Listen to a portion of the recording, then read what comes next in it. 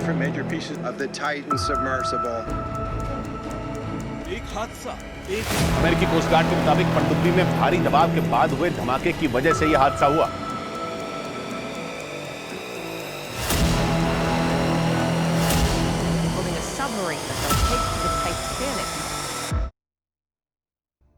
हाय, मेरा नाम है शरद शेट्टी और मेरा नाम है निशांत साहनी और आपका स्वागत है हमारे चैनल जिसका नाम है social affairs.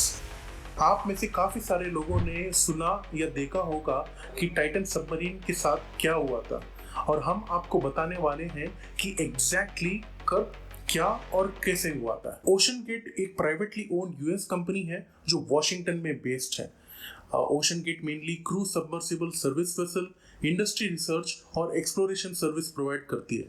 For example, Titanic ship जो डीप ओशन में डूबा हुआ है उसके व्रेकेज को एक्सप्लोर करने या ट्रिप पे लेके जाने के लिए ये सर्विस प्रोवाइड करती है। ये कंपनी 2009 में फॉर्म हुई थी, जिसके फाउंडर्स स्टॉकटन रश और गियर्मो सॉलिन थे।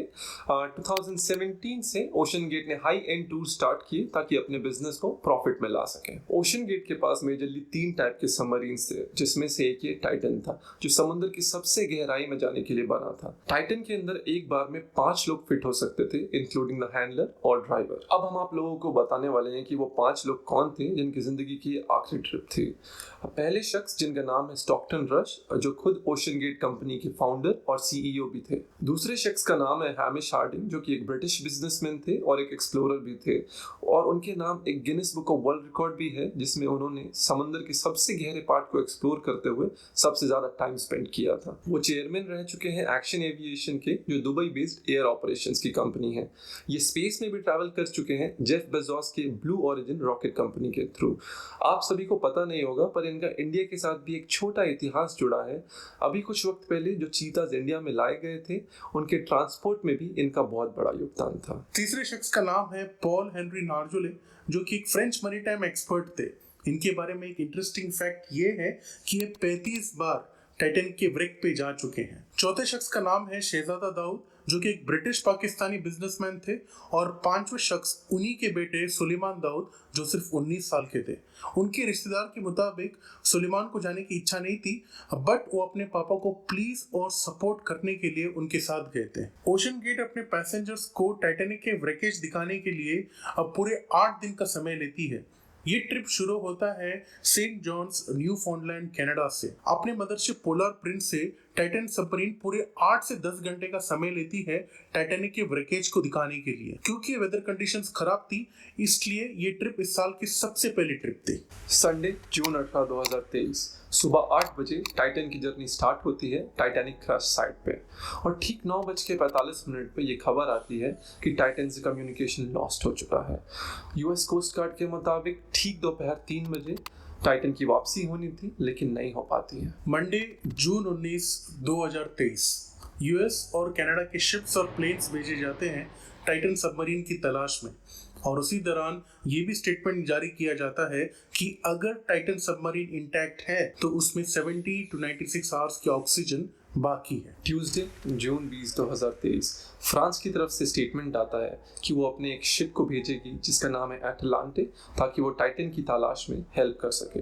और उसी दौरान ये भी खबर आती है कि कोई कनेडियन एयरक्राफ्ट्स को कुछ बैंगिंग साउंड सुनाई देते हैं समुद्र की गहराई से, और उसी दिन काफ़ी सारे commercial ships, under water vessels और एयरक्राफ्ट ज्वाइन करते हैं इस मिशन को टाइटन की तलाश में। Wednesday June 21, 2023 US Coast Guard, US Navy, Canadian Coast Guard और ओशन गेट एक्सपीडिशंस की एक यूनिफाइड टीम फॉर्म करी जाती है ताकि टाइटन सबमरीन के सर्च ऑपरेशंस को जारी रख सके। कैनेडियन एयरक्राफ्ट को वापस से अंडर वाटर बैंगिंग नॉइसेस सुनाई देती है, जिसके रिएक्शन में वो एक रिमोट ऑपरेटेड व्हीकल भेजते हैं उसी नॉइसेस की डायरेक्शन में। थर्सडे जून 22, 2023 ऑक्सीजन खत्म होने की डेडलाइन पास आती है। समय कम है, टाइटन की तलाश जारी है, और उन 5 लोगों के पास सांस लेने को ऑक्सीजन भी कम है। और फिर ठीक दोपहर 2 बजे टाइटन सबमरीन का डेब्री दिखाई देता है टाइटैनिक रैकेज के पास।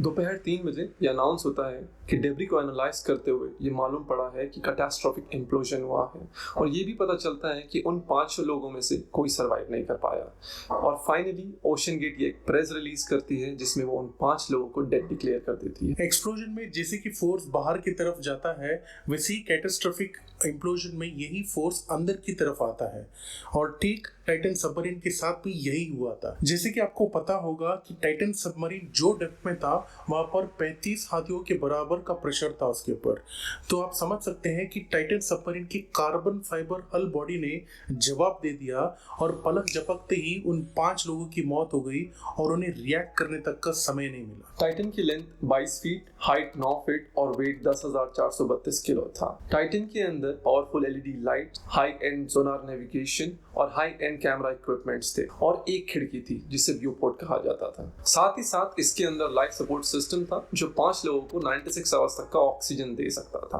टाइटन के चारों ओर 13 सेंटीमीटर की कार्बन फाइबर वॉल थी और दोनों एंड टाइटेनियम के डोम्स थे। एक बार सारे पैसेंजर्स के अंदर जाने के बाद टाइटन सबमरीन को सिर्फ बाहर से खोला या बंद किया जा सकता था, जिसमें उसे 17 नट बोल्ट लगा दिए जाते थे। टाइटन के पैसेंजर्स जनरली फ्लोर पर बैठा करते थे और उसमें एक टॉयलेट की सुविधा थी। और आपको एक काफी इंटरेस्टिंग फैक्ट बताते हैं कि टाइटन सबमर्सिबल जो था वो $30 की वीडियो गेम कंट्रोलर से ऑपरेट किया जाता था। हाँ, सही सुना आप, $30 की वीडियो गेम कंट्रोलर से, जिसे ब्लूटूथ से कनेक्ट किया जाता था और इसे कोई भी आसानी से हैंडल कर सकता था। टाइटन सबमरीन हर इंटरवल में अपने मदरशिप को सिग्नल भेजता था, जिससे ओशन गेट एक्सपीडिशन के वर्कर्स ट्रैक करते थे और उन्हें नेविगेशनल इंस्ट्रक्शंस भेजते थे टेक्स्ट मैसेजेस के थ्रू। यूएस कोस्ट गार्ड के मुताबिक एक ROV remote controlled under water search vehicle को 1600 फीट दूर टाइटैनिक रैकेज से कुछ डेब्री के पीसेस मिलते हैं। अब जो डेब्री के पीसेस मिलते हैं उससे ये मालूम पड़ता है कि टाइटन सबमर्सिबल का कैटास्ट्रोफिक इम्प्लोजन हुआ है। एक्सपर्ट्स का मानना है कि ऐसा कोई एग्जैक्ट प्रूफ नहीं है कि टाइटन सबमरीन के साथ क्या हुआ था, लेकिन उनका कहना ये है कि टाइटन सबमरीन के डाइव के पहले ही दिन उसका इम्प्लोजन हो चुका था। टाइटन सबमरीन जो था वो कार्बन फाइबर और टाइटेनियम से बना था, जो 4000 मीटर के पानी के डेप्थ के प्रेशर को भी झेलने की कैपेसिटी रखता था।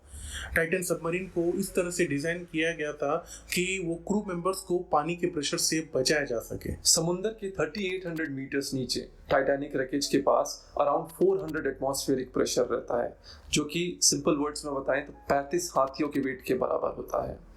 कुछ एक्सपर्ट्स का मानना है कि टाइटन का इम्प्लोजन इसलिए भी हुआ क्योंकि उसे बनाने के लिए जो मटेरियल्स यूज किए गए थे वो सही नहीं थे। टाइटेनियम जो है वो इलास्टिक होता है नेचर में, और वो स्ट्रेस रेंजेस और प्रेशर को अडेप्ट कर सकता है, और वहीं दूसरी ओर कार्बन फाइबर जो है वो नॉन इलास्टिक और स्टिफर होता है नेचर में, जिससे मटेरियल के क्रैक होने के चांसेस ज्यादा होते हैं। टाइटन सबमरीन के पास कोई भी अप्रोप्रिएट सर्टिफिकेशंस नहीं थे।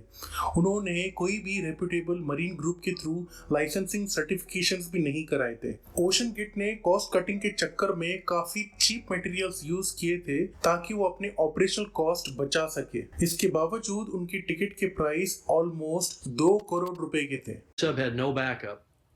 It didn't have a lot of backup systems from what I understand, and it was predicated on what I think of as a fundamentally flawed design principle. अब इस incident से जुड़े कुछ मेन हाइलाइट्स।